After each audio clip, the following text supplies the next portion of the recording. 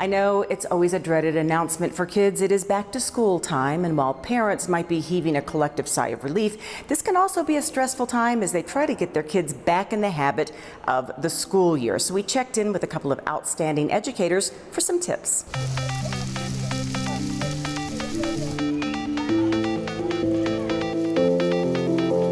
Oh, summertime, long, lazy, hot days filled with fun in the sun.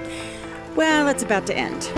This is often a stressful time of the year as parents help kids get everything they need for the classroom and get them back on track for a more rigid schedule.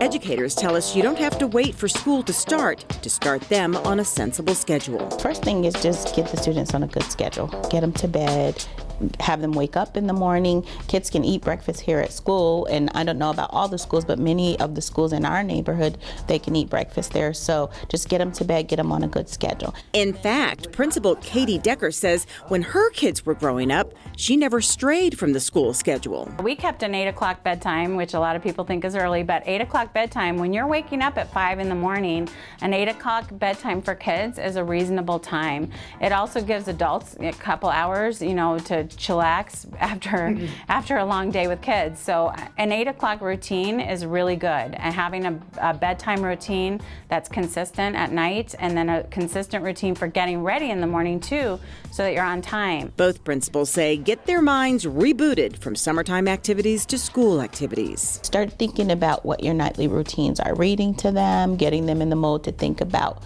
education. Do some flashcarding, do some math games, some counting of objects, have them, count out the silverware on the table, or count things that you're doing, or help you make a recipe, follow the measurements. Those are all great things to kind of get them back into an academic language. And for all of you first-time parents who may be feeling a little sad and overwhelmed, so for those parents that might be just a little bit nervous, just remember that teachers come into this profession because they love kids and they want to educate kids and they want to help students and families. And so when you're assigned a teacher, there's a lot of thought that goes into that process. And so you need to trust us as educators to do the job that we were trained to do. The biggest thing to know is that the kids are fine. When they get to school, they are ready to play with their friends and have a good time. If you're super emotional about it and you're teary-eyed and you're gonna miss them, that saying, never let them see you sweat, never let them see you cry because they know you love them. They're gonna be fine. And I always tell the parents, you're gonna be fine.